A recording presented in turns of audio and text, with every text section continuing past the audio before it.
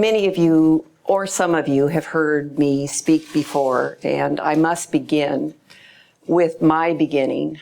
All of us are born with sensitivities. Some of us keep them. Why mine remained is really a mystery.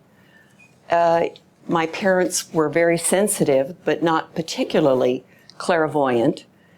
I was blessed early in my life with mentors like Dora Kuntz and Harry Van Gelder and Anna Berkey, Perry Karsten, many who had the same ability that I did, who could confirm or help me on my quest. As a young girl, it was very difficult because I would hear words, but I would see other things. Very difficult for me to discern the truth from the untruth. So through their mentoring, I learned, and also I had spiritual guides. Through their mentoring, I learned how to, I always could turn it on and off. I had to. You can't be on full time. You're bombarded, as we all can feel bombarded in a mall or in a group. I am very cautious about what I see and what I do. When I'm in a society such as this, I have a level of comfort. And when I look out, I feel welcoming, and I appreciate that. But your aura is your personal mail, and I do not read it unless I am asked. Now, I won't say that that was always the case, because as a young girl, it was very interesting to me to see what others looked like. And I did do lots of peeking because, and I don't feel badly about it because it helped me in my later adult life understand, oh, that's what that looks like, that's what that, just differentiating colors, differentiating looks.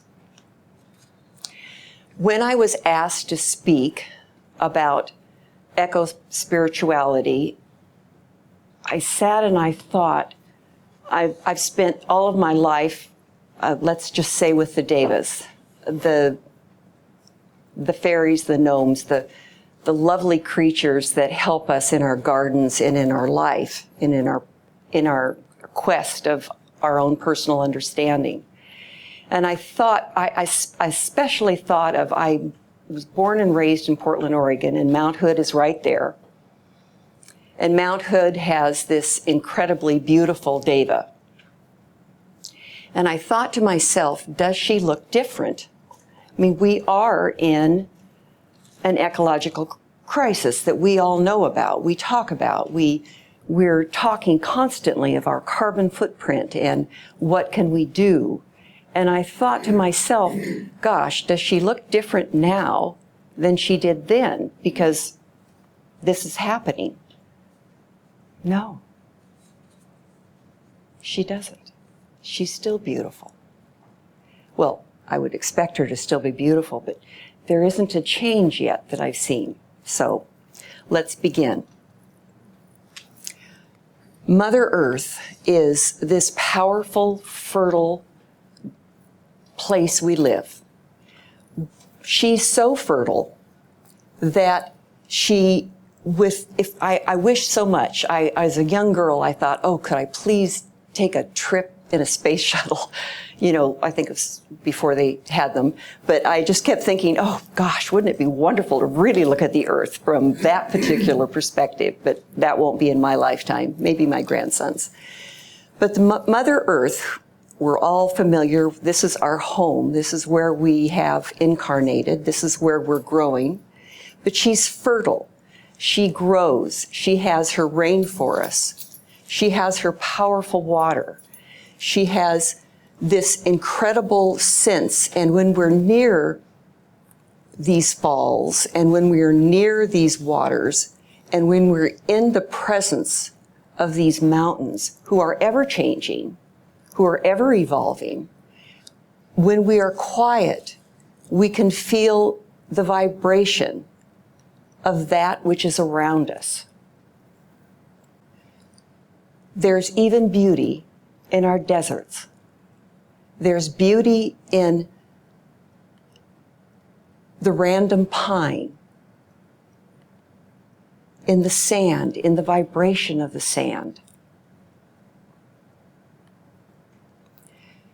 Here we have this beautiful example of our natural erosion. Is that not the most beautiful, gorgeous? Absolutely, we've all experienced going to Arizona or Nevada, these beautiful lines of colors.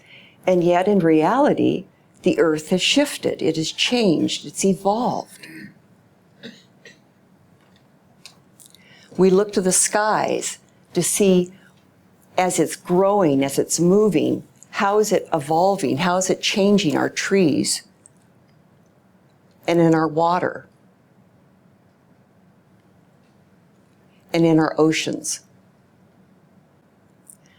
So although this is beautiful and breathtaking, the water as we know it is changing the rock structure.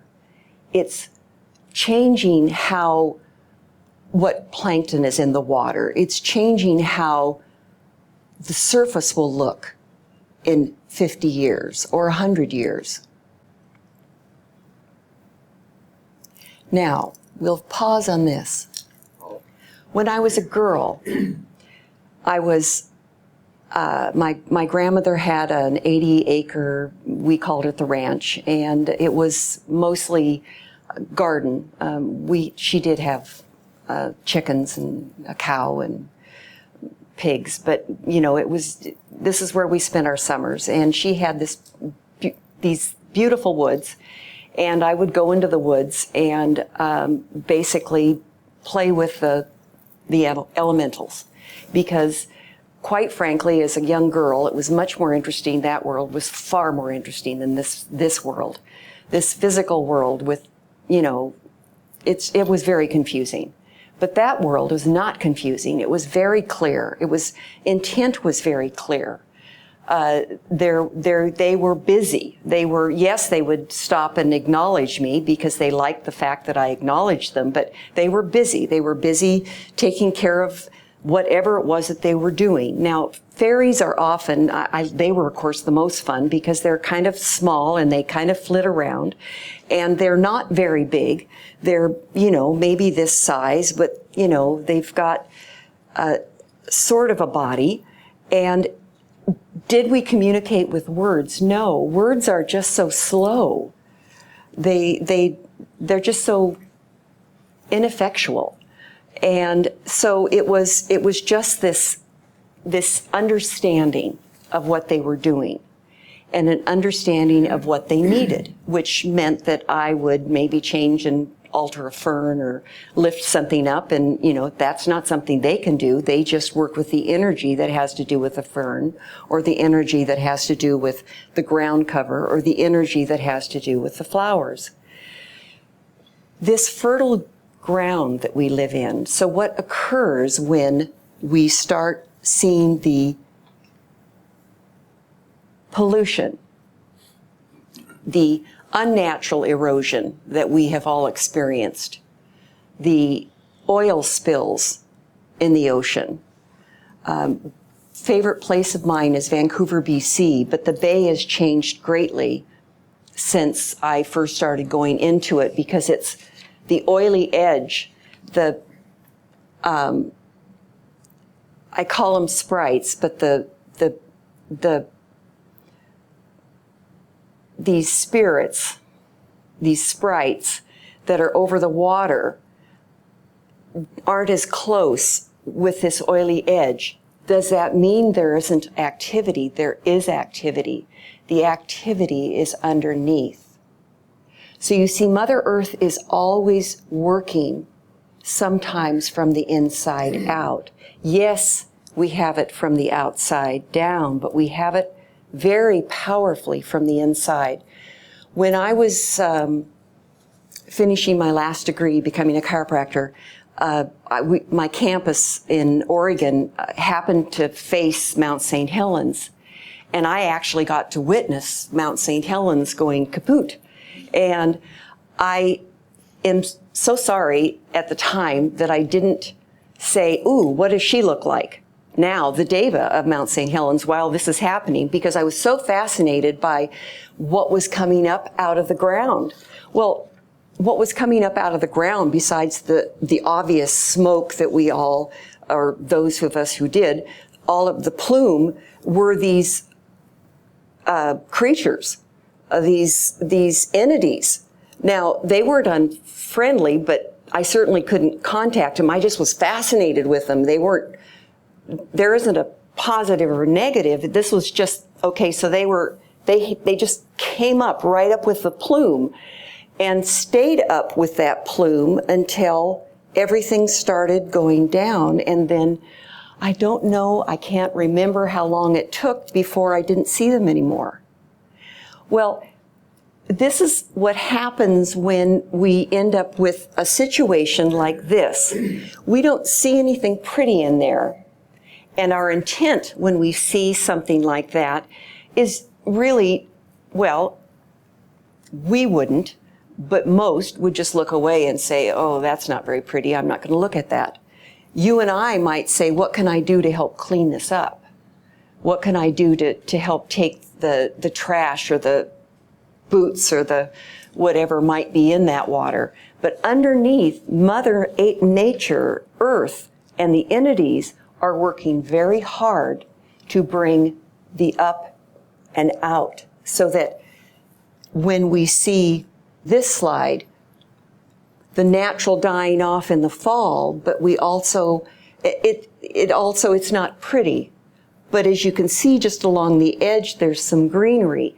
We will take over. I mean, look at all of the cement paths that you have grass growing in between the cracks. I mean, she's fertile. She moves. Now, we also, as humanity, have a responsibility to this beautiful earth. We have a responsibility for not only care of her, but the kindness that we bestow upon the earth. We are fortunate in our generation that we're very aware of what chemicals do to our farming community. We work very hard at organically, in other words, yes, there are some natural things we can do to help our crops, but let's not further our problem by adding unnecessary chemicals to them. First of all, we don't want to consume them, but secondly, what does it do to Mother Earth? Can we hurt her? Well, of course we can hurt her, but does it stay hurt? Does she stay harmed? Well, I think, are we powerful enough to destroy her? I don't know that answer. But now let's look at the entities that are around this. Fire is very destructive, very eager to clean. That is what fire does. That is the entity of fire. Clean, clean, clean, clean, clean. Let me burn. Let me clear this. Let me do this. Now, of course, uncontrolled fire clears far more than we would want them to do. But the fire sprites look, we'll get to that, they look just like fire. And they are happy as can be because they're doing what they're supposed to do. And we all know, if you study botany, that at the end of a forest fire, there are particular things that burst and grow and create something new. Sometimes fire is necessary to take out old growth of diseased trees. So let's go on to, there's my beautiful, if you are quiet, if you have the opportunity and you are in front of a fire, a natural fire, outside is the best. Oh, well, yes, of course, outside. I'm thinking, yes, you can have a fireplace fire, but that's not quite as powerful as a campfire. Stop, be quiet, take breaths. You will see them. They are the easiest of all the spirits to see. They are just as quick as your fire, and they're very happy, and they're burning as hot as they can be. This is post-tsunami. So, as you can see, Mother Earth is coming back. She's bringing with her renewal.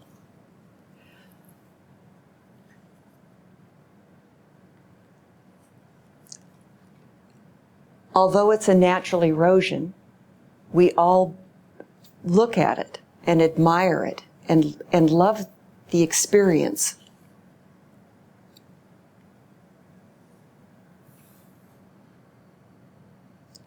Now this is a picture of one of the mountains, and this is actually Mount Rainier.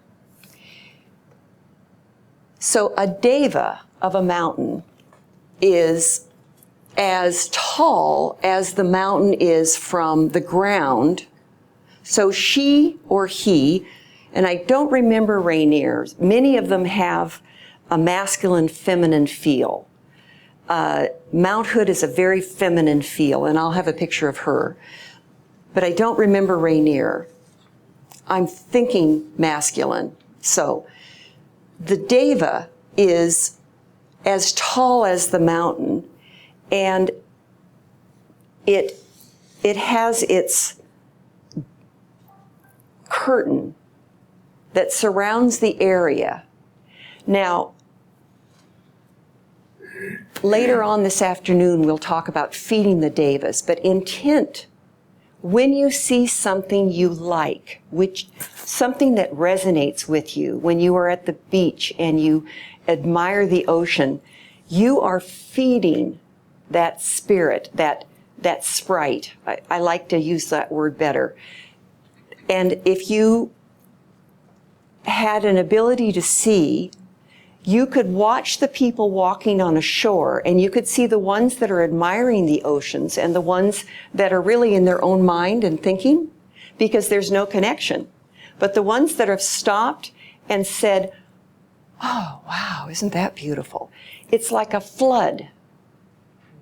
It's the same feel as when you are having that magical communication with another person. When you are really communicating, you become far greater than just this.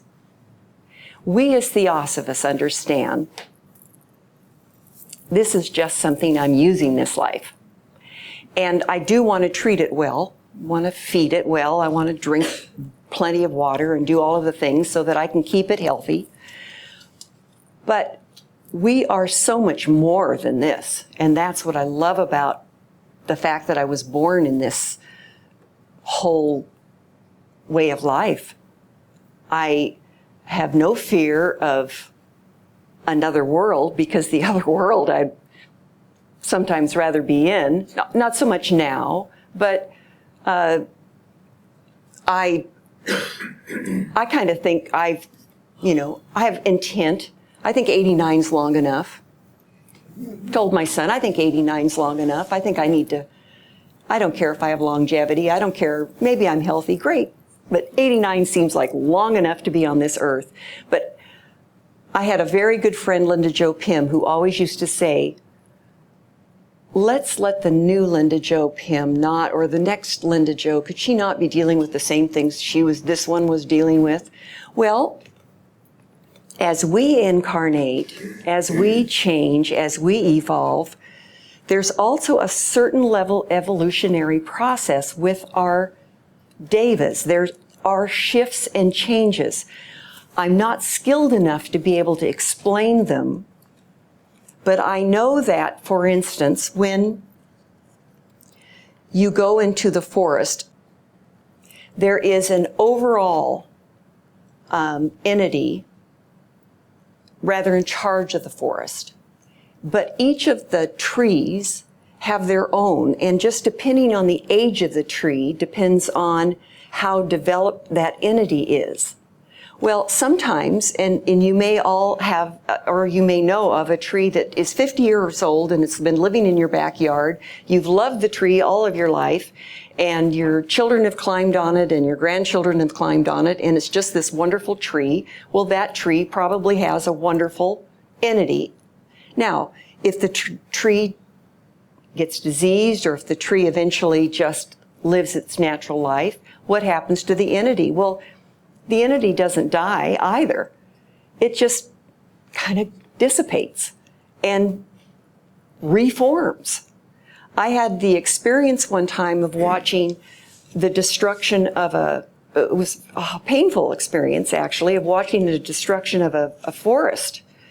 And I was driving in the car and I realized they were taking this forest down because they were widening the road. And tears were just streaming down my face thinking, oh my goodness, oh my goodness, oh my goodness. Well, it was probably 6 months later. I went through that same area and of course everything had been moved back. Well, that same beautiful feeling of the forest was there again. So I thought, well, isn't that interesting? So although it made me grieve, there isn't emotion involved in these entities. They just accept what it is that this earth is doing. Now, we know we're warming up. We know things are changing, and probably more rapidly than you and I want it to do. But our purpose, this humanity, this job of ours, includes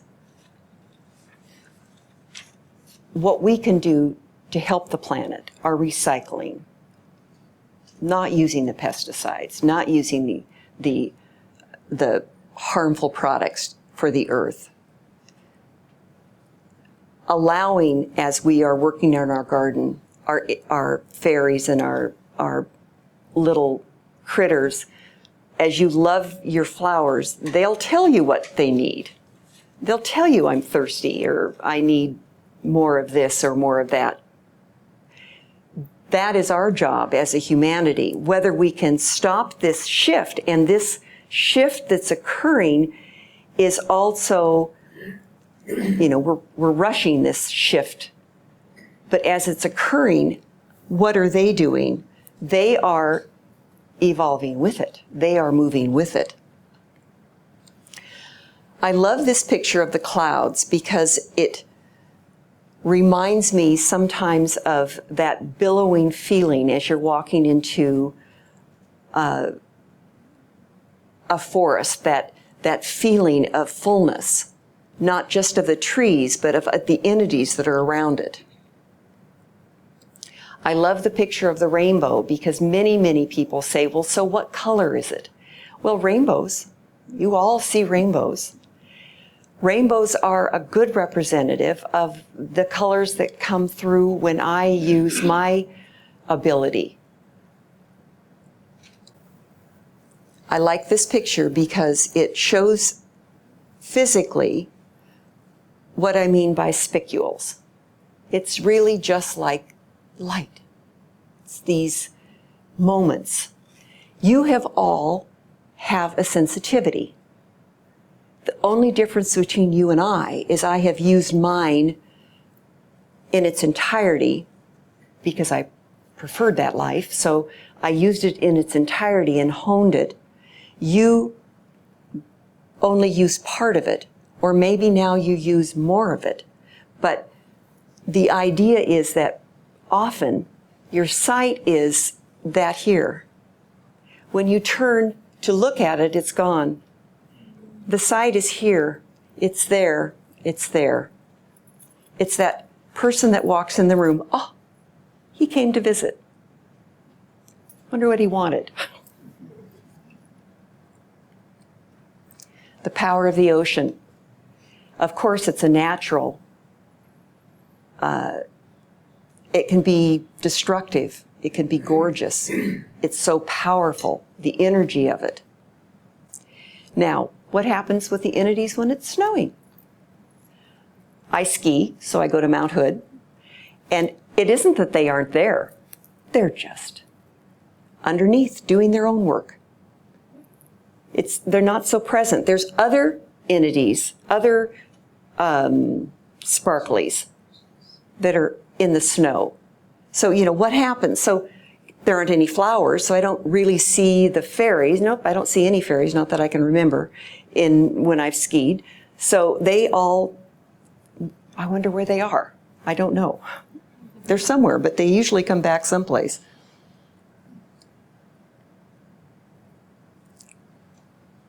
Working very hard at the core of the tree. When you have ice on a tree, those same entities that are working on the strength of the tree and keeping its essence alive. I like this shot because it represents probably the brilliance of when I look at a mountain. It is the brilliance that I see, and then I see the trails. Now, each one of those peaks has its own. So some of them are stronger entities than I call them devas because they're big and beautiful. But there's also one over the whole range. And it's interesting, I've spoken of this before, and I think I might have, okay, here's Mount Hood. Here's my beautiful Mount Hood. So, and in full winter. And of course, she would be, as tall as the mountain itself. And her blanket or her skirts would be in through the valley. Each peak has its own.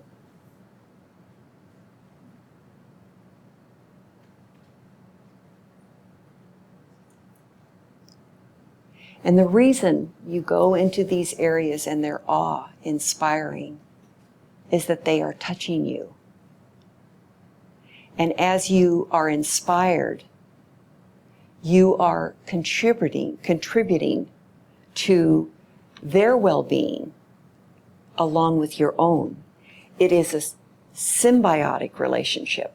They are there for us and for our earth, but we are also there in acknowledgement. When we acknowledge, we have an intent, and in that, it becomes a mutually beneficial relationship.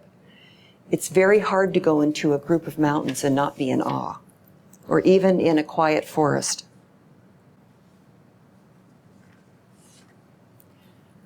So, do they worry about our earth? Not that I can detect. It's such a quiet flow of energy, such a even exchange of energy. It's far more adaptable than you and I. So, as I mentioned before, as we hurt an area, there's a coming together of not only you and I mean, think of all of the wonderful stories you've heard of the oil spills and the volunteers of helping the wildlife. But I think about in terms of our evolutionary path, sometimes, and I've been thinking a lot about it lately, we are in America in such turmoil. What will come out of it? Will it be like Mother Earth? What will come out of the center? What are we working on? What are we developing? Because nature does teach us if we stop and listen. And nature isn't alone. It's this beautiful flow of vibrational energy. And when I was a girl and did a lot of reading of various theosophical books, C.W.L. Leadbeater just spoke to me. And I remember his description, and I don't remember which book it was, about a rock and the energy of a rock. And I thought, it was like it could have been a paragraph out of something I was experiencing. So I think to myself, so if we are in this ecological change, and we ourselves in this group responsible for self and for a group and then for a world, how will that alter the shift? And are we powerful enough to alter the shift, or do we ride with the shift? They're riding with the shift. So that's a dilemma in my mind. I know that I will do my part in terms of my carbon footprint. But when I read what an airplane burns up, I think, hybrid cars. I wonder how much of it. We have lots of planes, lots of jet fuel, and lots of contributing to that atmosphere, and lots of shifts. And we have a genuine concern of our planet. This is our home for however long we have decided to be here.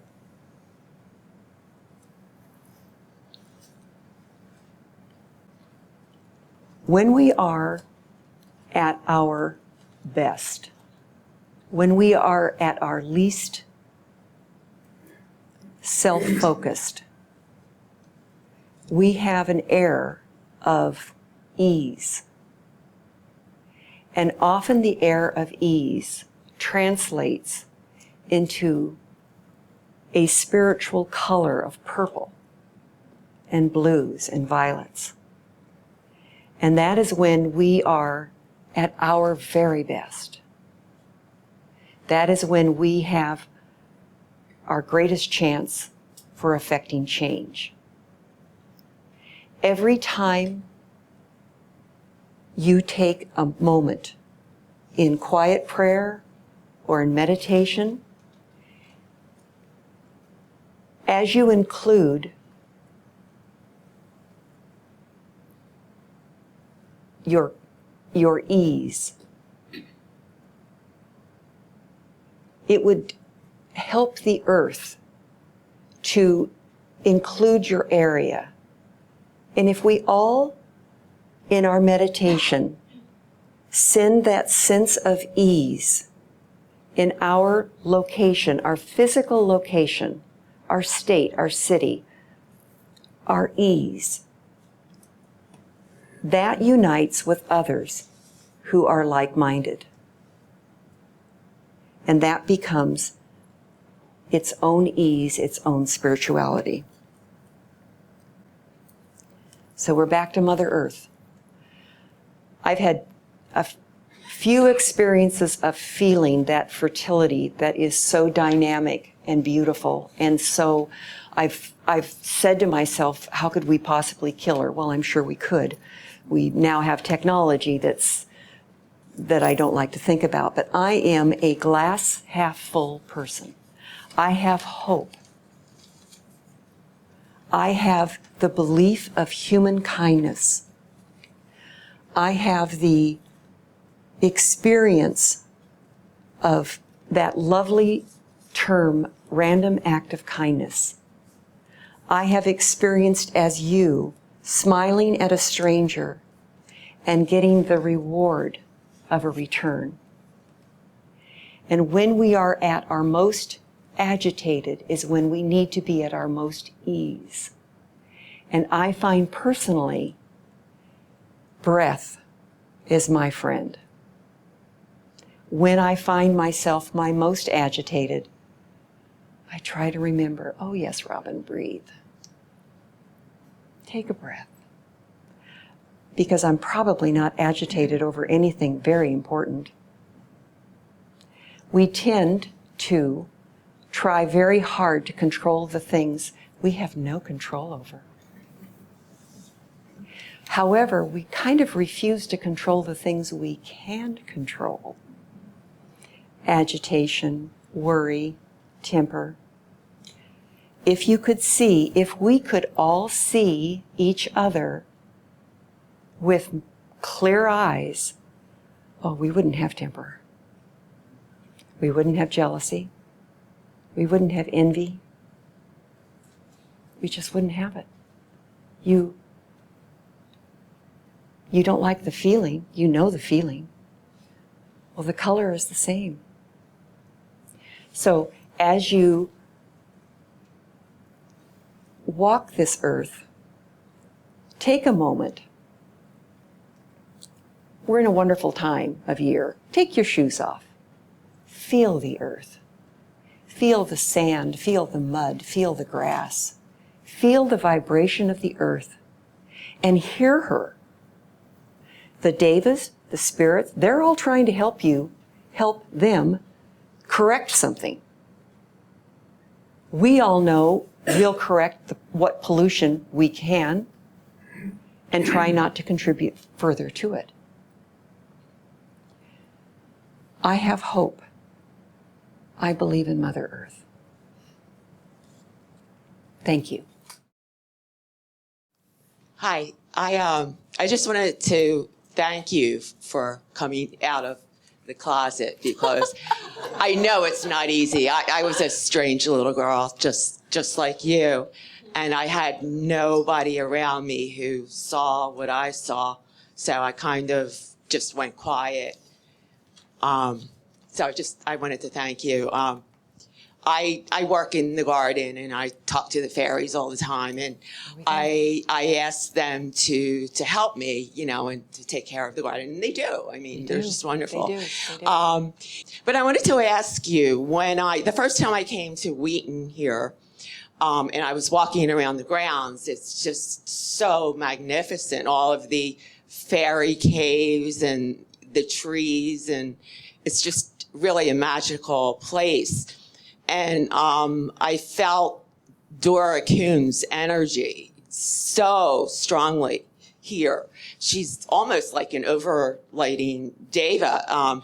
There's a group of trees out here, and there's sort of like a family of trees. And they said to me, oh, we came out of our trees for Dora, and they don't do that for anyone. So I was wondering if you felt Dora's presence here. Oh, yes. And it's very strong, yes. Isn't it? If you wanted to comment on that. Well, I think I'm interested. Every spiritual center generally has a deva. And so this deva is masculine for whatever reason. The deva at Indralaya is feminine. Again, for whatever reason I don't understand, and it doesn't matter. And I'm curious, when did this deva come, and who helped, who helped bring the deva? But definitely Dora was very much a part of, and Fritz, and very much a part of that, but she's also very much a part of Indralaya. So it's the love of, I remember Dora when we'd go up and talk with her or go to her programs, and she would always say, oh, if you miss camp, just hug a tree. And she meant, when you're away from home. And often, meditation is any opportunity you have that's outside of self. And it can be a sunset, it can be a moment in time when something's truly touched you. You are outside of this self. And for me, one of my most, if I'm having trouble settling, I will visualize myself at camp. There are places at camp that if I just visualize, I'm just there. Or sometimes Mount Hood. It just depends on what I'm doing. And then sometimes I use other things. But yes, Dora is very, very present. Thank you very much. This is beautiful. And I loved looking at all the images that you had up there. My question is, using the Theosophical, we come down, involution, and then coming back up. In urban settings, so this is my curiosity. Like I have a lovely home and it's got devas, but there's weeds, and I feel like I'm constantly, kind of have a little bit of a battle. Or I work in a community and the trees go down and they build a building, and I have that same sense of just really pain. But are there devas of, let's say, downtown Wheaton or the industrial park that's I-88 that goes down? In other words, I love looking at all these images, but the images in the places that I inhabit do not have that degree of nature. The ratio of human imposition of technology, if I go downtown Chicago, and there might be a flower pot here or there, but have you been in urban areas? I'd be curious to know that. In urban areas, and I can only speak of the urban areas I've been in urban areas, the devas are almost always connected with some spiritual center. And in every urban area, there are spiritual centers. There are churches, there are faiths of some sort in a middle of a building. That's the attraction.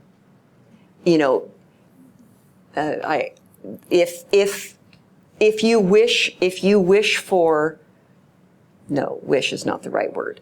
If you focus and have intent on that connection, by the way, they don't think they're weeds. Just let you know. They're just green and they're just growing. If you have the intent of drawing that connection, you alone will attract. We all, every one of you, this is a very crowded room because every one of you have brought at least 2 or 3 other entities who are always with you.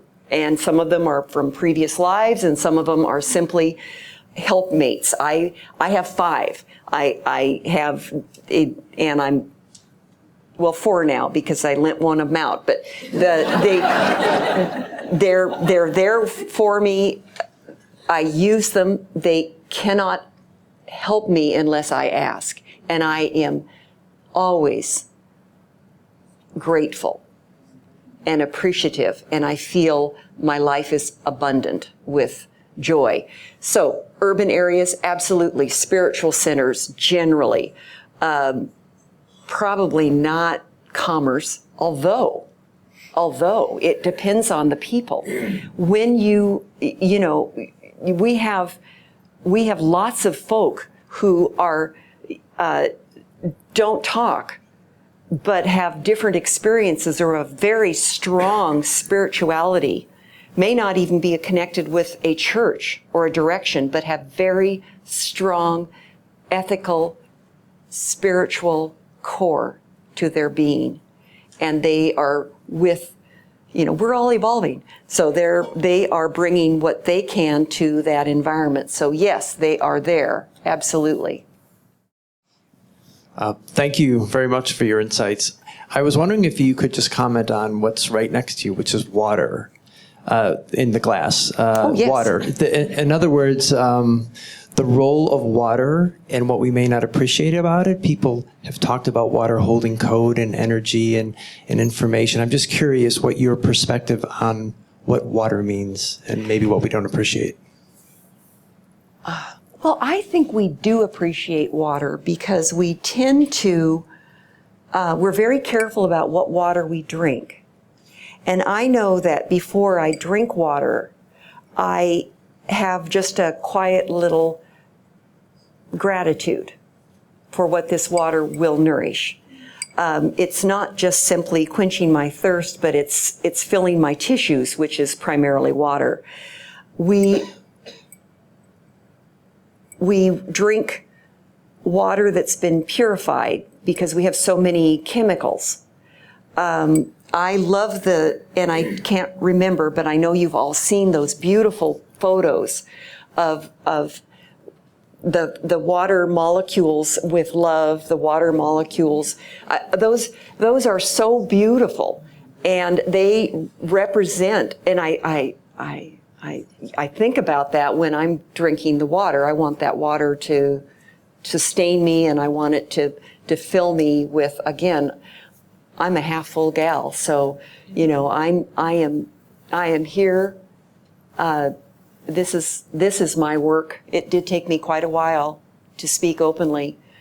And, but once the floodgates opened, I couldn't shut up if I tried. So, you know, I as long as I'm here on this earth, hopefully till 89, then. Thank you. Hi, Robyn. Thank you so much for your talk. It's really beautiful. And my question is, in China, we have a saying that the people with compassion love the mountain and the wise people love the water. And in your talk, you mentioned that when you go to ocean, you worship the ocean, they will have communications with the devas and they flow energies. So then, does that word means that if I worship the mountain devas and have these communications, his energy will strengthen my quality of that of compassion, and when I worship the water or the river, then his energy flowing to me will strengthen my quality of wisdom. You wear them. You become them. So for that moment in time, you become that quality. You become that color. You become that look for that moment in time. Did that help? Slightly silly question, but when you were talking about the quality of water and how water nourishes us, we say drink a lot of water and pure water. What about when we mix something with the water? Coffee, tea. What difference does that make? Well, you're really not feeding your body when you're drinking coffee. You're just enjoying it.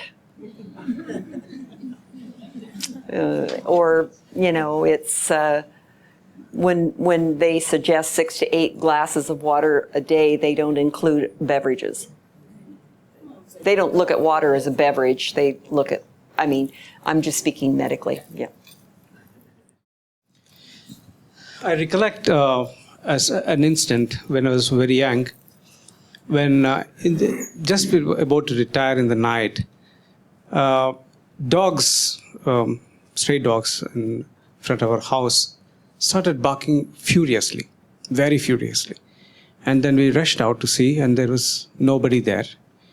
And then my father, who we all felt is a little advanced, when we were inquiring with him, what's up? So he said, there is a disturbance. But don't worry, I called for help. Yeah. And then very soon, the dogs were very pleasant. And then they went away. My question is, what I cannot see, can the dogs see?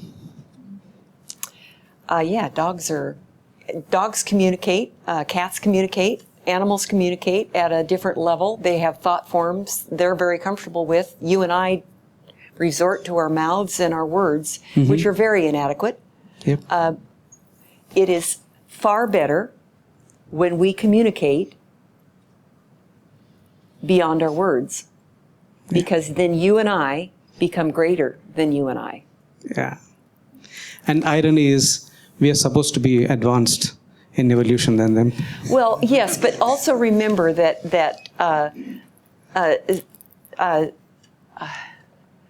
sight doesn't give me any advancement whatsoever. I'm very human like you, and I have the same worries and frets and so forth. But I just happen to have a world that never shut. I have a glimpse of a world that never, and it was not always easy. Was not always easy at all. And I realized, I am sure the reason that I now have opened is because I'm now mature enough, I'm old enough that, when you're in your 20s, you're worried about opinions of yourself, and then you're in your 40s, you're worried about something. Anyway, by the time I'm 71 in August, by this time, I just don't care. Why would I? And when I've helped others pass, the greatest gift in the world that I've had in this life is being able to help someone actually leave this physical plane and to work with someone and how they are. That's how I want to be all the time, because they are just grateful and loving and ready. I just want to reinforce some of the things you said about the Devas and the energy of the earth. First of all, many of you know that Alcott was a healer, and he exhausted himself healing people. And K.H. told him to take off his shoes and lie down and put his feet up against a pine tree and get energy from the tree. And of course, you know Dora, and I knew her well. She always loved the trees very much. But also about the Devas in the urban areas. Dora lived near and worked in New York City. And she always, in the meditations, wanted us to think of the Deva of New York.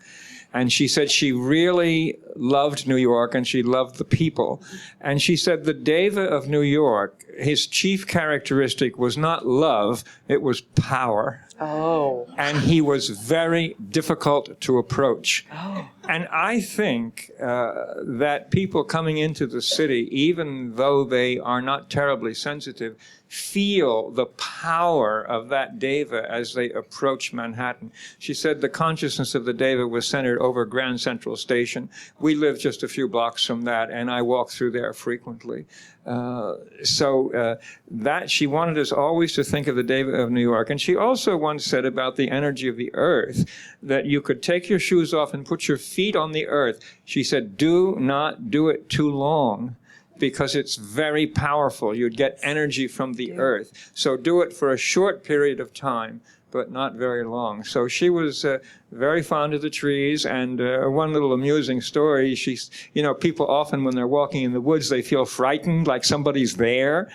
And she said, if it's in the evening and you walk in the woods, what you're feeling is the tree spirit that has simply stopped dealing with photosynthesis and has sort of expanded beyond the boundary of the physical tree, and you're feeling the presence of the tree and you think somebody's there. I actually have two questions. One is, I feel guilty about pulling the plants that people name weeds and also cutting my branches. I try to talk to the plants. That's one question. And then the second question is, what is going on with invasive species? For example, in my backyard, we have kudzu, and it's just, trying to keep it down. And in Texas, we have what's called the Texas cedar. And if a rancher buys a ranch and he goes there and there's no water and there's a lot of cedar, then they know that they have to burn down the cedar and the whole ecology will come back. The water will come back, the grasses will come back, but that cedar just takes over everything and it kills everything. Everything just disappears. So what is going on with invasive species like that? in terms of the energies and are they fighting on the etheric realm or something? What's going on? Well, they are actually filling a void. So I can't tell you what the void is, but they are filling a void, and we're practical. Yes, even though I know the weed is a plant, what I would consider a dandelion, I don't really want the dandelion right there, so I remove the dandelion. Doesn't matter, it'll come up somewhere else. I've never looked. I wonder if there's a fairy with a dandelion. Never looked.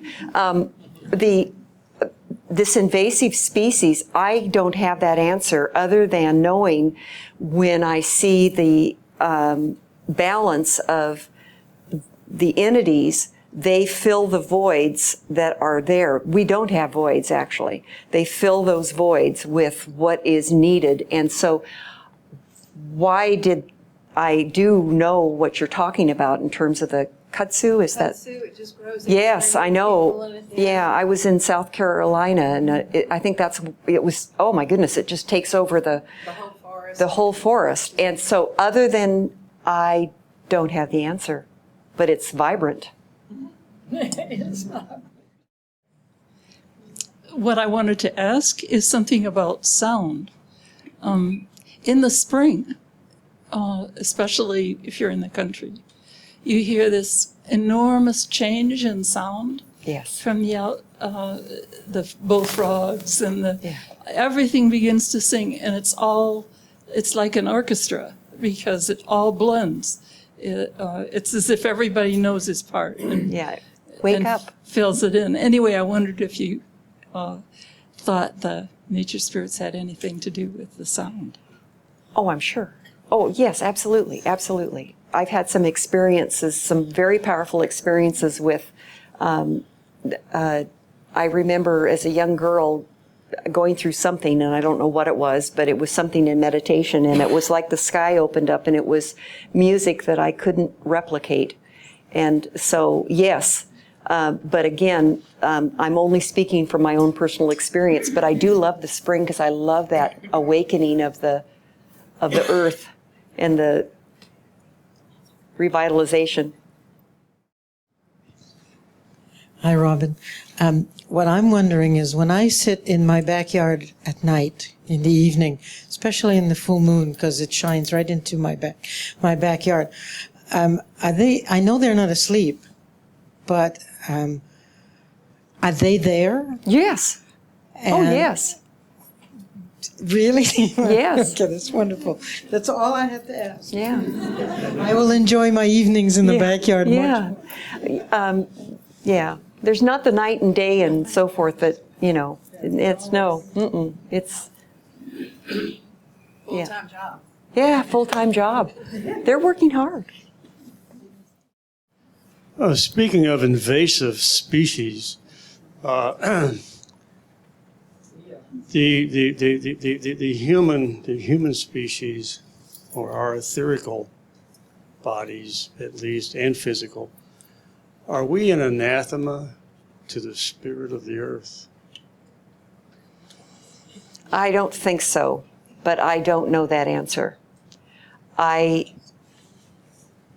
My sense is I don't know in my lifetime what's in the horizon, but if there is a natural balance of things, does this mean we have something coming that shifts the number of bodies, physical bodies that are on this earth? I don't know that answer. I just know that there's a natural cyclic involved. It's a natural cycle that's involved, and we have such short lifetimes. When we come back, what will it look like? But our presence is very much accepted. Do you have any insight of the interaction between devas and mushrooms and other fungi in forests? Well, interestingly, the fungi don't have fairies, but they've got these other little small workers. And everything has a worker of some sort. And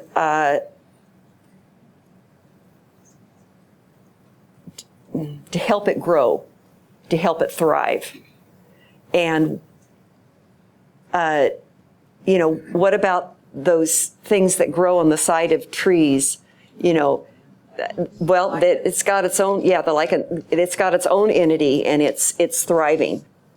And are they in opposition with each other? Again, there isn't emotion like you and I, so it's a general acceptance of this is the way it is.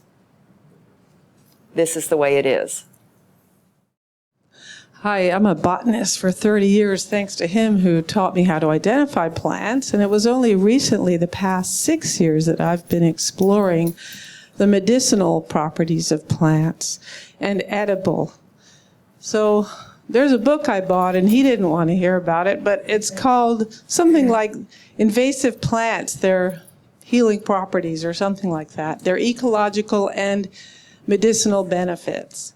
So I've been learning that kudzu is very medicinal. Things like Caesar weed, Urina lobata, has got 12 medicinal properties. Japanese knotweed, which invades the Appalachian Mountains, has high amounts of resveratrol in it. And right before I left for Texas a month ago, when my brother had unresolved pneumonia, that behind it was leukemia, he passed last week, in my yard, I saw 2 plants of mullein that just appeared. They were never there before. I've been there 3 years. I thought they must be for David. So I picked them, and lots of Biden's pilosa, because it's time for that plant to bloom. It was Biden's alba, actually. And that is like a ubiquitous weed around the world. Even in China, I saw it. And it's the #1 anti-flu herb. It cures stubborn mucus infections instantly in 1 day, even safe for children. I've tried it on myself before I try any of these on other people. So I brought them with me to Texas and gave them to my brother before the doctor said, you can't bring those into the room anymore. We're going to be doing chemo now. We don't want to have nature interfere because we don't know how it might interact. So I had to sit by and watch him go through that. And but I did see and witness, as well as in myself, my brother got so well from the pneumonia, they decided that it was okay to do the chemo because you're not allowed to do that if you have pneumonia. So the Appalachian herb medicine doctors, because I go to these herbal conferences every year and listen to the experts around the country who have this experience, they say whenever there's somebody ill, they say, well, let's come over to your place and see what plants are trying to grow into your front door. They are in tune with the people who are ill. They've actually shown that they will increase in the amounts of certain elements in them. And the Native Americans, I've heard the story that they'll focus on which tree they'll go pick that medicine from. It might be the same elm species, Alma salata, let's say, but there's a specific elm that they tune into that they increase in the amount for that person when they think of it the day before and such. Do you know about that? I loved everything you said. I love that whole, I'm not a botanist, studied a bit of botany, and I love the idea that something could be growing in your yard that would help you